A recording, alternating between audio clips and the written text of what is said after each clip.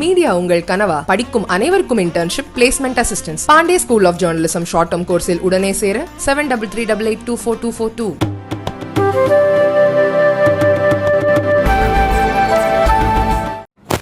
மாண்புமிகு பாரத பிரதமர் திரு நரேந்திர மோடி அவர்கள் கடந்த நவம்பர் 15ஆம் தேதி அன்று ஜார்க்கண்ட் மாநிலம் ராஞ்சியில் வளர்ந்த பாரதம் 2047 ஒரு உறுதிமொழி ஏற்பு யாத்திரையை தொடங்கியிருக்கிறார்கள்.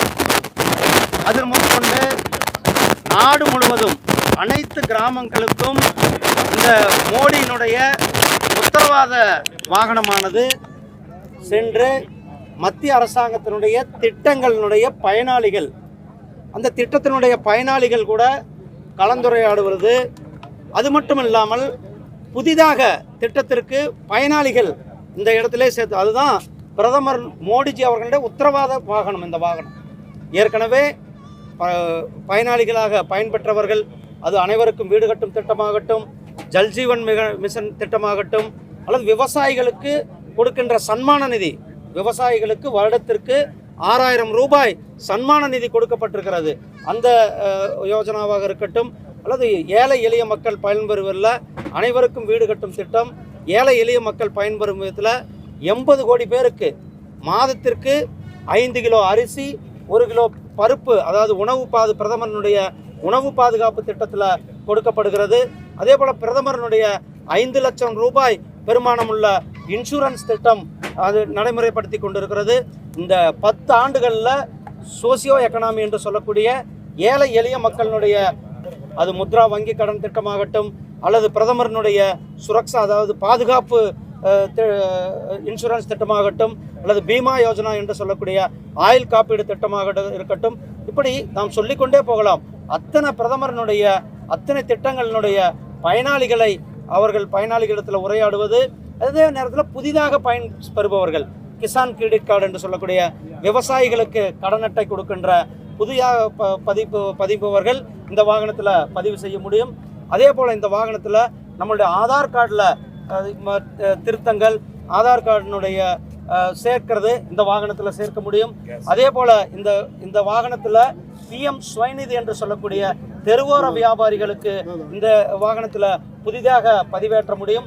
அதே போல் நம்மளுடைய பிரதமர் செப்டம்பர் மாதத்தில் தொடங்கி வைத்த விஸ்வ கர்மா யோஜனா என்று சொல்லக்கூடிய நம்மளுடைய ஆச்சாரியராக இருக்கட்டும், மண்பாண்ட தொழில் செய்பவர், இப்படி ஒரு 18 தொழில் செய்பவர்கள், அவர்களுக்கு அந்த பயிற்சி அளிப்பது, அவர்களுக்கு நிதி உதவி கொடுப்பது இந்த திட்டத்தின் மூலம் அவர்களுக்கு இங்கு பதிவு செய்யப்படும்.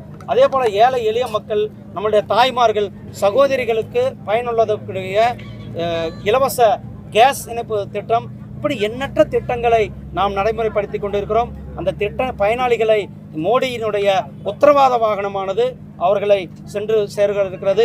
இந்த உத்தரவாத வாகனம் 2047 பாரத நாடு, இந்த நாட்டு உலகத்திற்கு வழிகாட்டியாக இருக்கின்ற நாடாக, உலகத்திற்கு ஆளும் நாடாக இருக்கின்ற வல்லரசு நாடாக இருப்பதற்கான ஒரு உறுதிமொழி யாத்திரையை இந்த மோடி அவர்கள் உத்தரவாதம் கொடுத்து, அதற்காகத்தான் நாம் அடுத்த 25 ஆண்டுகளை நோக்கி இப்பொழுதே அடியெடுத்து வைத்திருக்கிறோம். அடுத்த 25 ஆண்டுகளுக்கு திட்டங்களை நாம் துவங்கியிருக்கிறோம். அது மக்கள் ஒவ்வொருவரும், ஒவ்வொரு குடிமகனும் தன்னுடைய கடமையோடு காலனித்துவ மனோபாவத்தை விட்டுவிட்டு, முற்றிலுமாக காலனித்துவ மனோபாவத்தை விட்டுவிட்டு ஒவ்வொரு குடிமகனும் தன்னுடைய கடமையோடு சேவையை செய்ய வேண்டும் என்பதற்கான மோடிஜி அவர்களுடைய உத்தரவாதம் தமிழ்நாடு முழுவதும் கிட்டத்தட்ட 12,000 கிராமங்கள், அதே போல் பாண்டிச்சேரியில் இருக்கிற அத்தனை கிராமங்களும் இந்த வாகனம் சென்று கொண்டிருக்கிறது. இந்த வாகனம் இப்பொழுது நகர்ப்புறங்களில் இருக்கிற ஒவ்வொரு பகுதி, ஒவ்வொரு வார்டு வாரியாக இந்த வாகனம் சென்ற இருக்கிறது என்பதை உங்களிடத்தில் தெரிவித்துக் கொள்கிறேன். தமிழக அரசு மழை வெள்ளத்தில் அரசியல் பண்ண விரும்பல. தமிழ்நாடு அரசாங்கம் இன்னும் கூட தண்ணி பல பகுதிகளில் வடியாமல் இருக்குது. சென்னை புறநகர் பகுதிகளில் மழை விட்டு கிட்டத்தட்ட 10 நாட்களுக்கு மேலே ஆகிறது.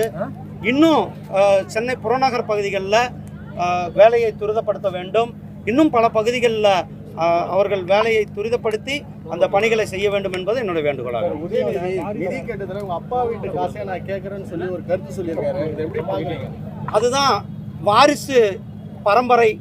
ஒரு குடும்பத்திலிருந்து வர்றதுனால தான் அந்த குடும்பத்தை பற்றி சொல்ல முடிகிறது.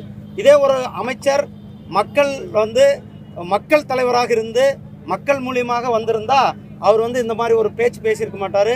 அவர் ஒரு குடும்பத்தின் மூலியமாக வந்ததுனால தான் இது குடும்ப சொத்து அப்படின்றாரு.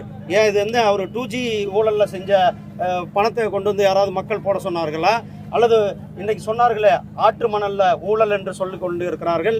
அவருடைய நிதியமைச்சரே அவர்களுடைய குடும்பத்தின் மேலே ஒரு ஊழலை சுமத்தி இருந்தார்கள். அந்த ஊழல் பணத்தை கொண்டு மக்கள் செலவு செய்து சொன்னார்களா? அரசாங்கத்தினுடைய ஒரு அமைச்சர் பொறுப்போடு நடந்து கொள்ள வேண்டும். பொறுப்போடு இந்த சூழ்நிலையை கையாள்வதை விட்டுவிட்டு இந்த மாதிரி குடும்பம், ஏன்னா அவருக்கு மைண்டு புள்ளும் குடும்பத்தில் தான் இருக்குது. ஒரு குடும்பத்திலிருந்து வந்ததுனால அந்த அவருடைய எண்ணம், செயல், அவருடைய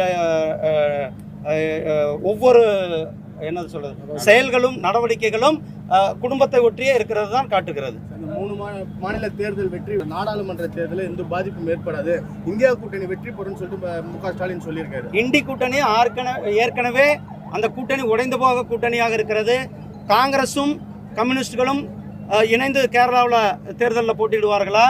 அல்லது மம்தா பானர்ஜியும் கம்யூனிஸ்டும் காங்கிரஸும் இணைந்து மேற்கு வங்காளத்தில் போட்டியிடுவார்களா? அல்லது ஆம் ஆத்மியும் காங்கிரஸும் இணைந்து டெல்லியில் தேர்தலை சந்திப்பார்களா? இப்பயே கெஜ்ரிவால் அவர்கள் எங்கே இருக்கிறாருன்னு தெரியல. அதே போல் அகிலேஷ் யாதவ் அவர்கள் கூட்டணியில் அவர்களுக்கு இடம் கொடுக்கவில்லை என்று அவருடைய அதிருப்தியை தெரிவித்திருக்கிறார்கள். குறிப்பாக நம்முடைய திருமாவளவன் அவர்களே எப்போ வெளியில் வரலாம் அப்படின்றத காத்து கொண்டிருக்கிறார். இந்த கூட்டணி அவர்கள் பேச்சுவார்த்தையெல்லாம் தொடங்குறதுக்கு முன்னாடியே அதனால தான் அவர்களுடைய மீட்டிங்கே இன்னும் கூட நடத்த முடியல. ஒரு மீட்டிங்கு கூட அவரால் ஒரு டைம் ஃபிக்ஸ் பண்ணி நடத்த முடியல. தள்ளி போய் கொண்டிருக்கிறது. அவர்களுடைய தலைவர்களுக்கு ஒற்றுமை இல்லை. இது ஒரு ஒன்றுபடாத கூட்டணி. இந்த கூட்டணி உருப்படாத கூட்டணி. புதுச்சேரி எங்களுடைய தேசிய ஜனநாயக கூட்டணி ஆட்சியானது இங்கு இருந்து கொண்டிருக்கிறது. தேசிய ஜனநாயக கூட்டணியோடு இணைந்து எங்களுடைய தேர்தல் வேலைகளை தொடங்கி இருக்கிறோம். மீனவர்கள் தொடர்ச்சியாக கைது செய்யப்படுகிறாங்க. லெட்டர் எழுதியிருக்காங்க முதலமைச்சர். பொறுத்தளவுக்கு இது அண்ணன் தம்பி நம்ம வீட்டில் 2 பேர் வீட்டில் சண்டை கிடையாது. இது 2 நாடுகளுக்குள்ள பிரச்சனை. நாம் மீனவர்கள் அதிகமாக இன்னும் ஆழ்கடலில் போய் மீன் பிடிக்கணுன்றதாக தான் ஆழ்கடல் மீன்பிடிய மீனவர்களுக்கு ஊக்குவிக்கிறோம். அதே போல் மீனவர்கள் எல்லை தாண்டாமல் இருப்பதற்காக தான் மீனவர்களுடைய படகுகளில் GPS கருவி பொருத்தி இருக்கிறோம். இப்போ 1 கோடி 1 லட்சம் மீனவ படகுகளுக்கு டிரான்ஸ்பாண்டர் என்று சொல்லக்கூடிய அந்த சேட்டலைட் ஃபோன் வசதியை நாம் செய்து கூட இருக்கிறோம். அதாவது மீனவர்கள் எல்லை தாண்டும் போது அது கைது செய்யப்படுகிறார்கள். நாம் அரசாங்கம் உடனடியாக தலையிட்டு அவர்களை மீட்டு கொண்டு வந்திருக்கிறோம். மீன் வளத்தை பெருக்குவது அல்லது மீனவர்களை ஆழ்கடலில் மீன் பிடிக்க சென்று அவர்களை ஊக்குவிக்குவதான வேலைகளை செய்து கொண்டிருக்கிறோம். இதை முழுமையாக நிறுத்துவதற்கு ஒரே வழின்னா அது 2 நாடுகளுக்கு இடையில் ஒரு சுமூகமான பேச்சுவார்த்தை நடக்க வேண்டும். நான் ஏற்கனவே சொல்லியிருக்கேன் பலமுறை உங்கள்கிட்ட. நன்றி.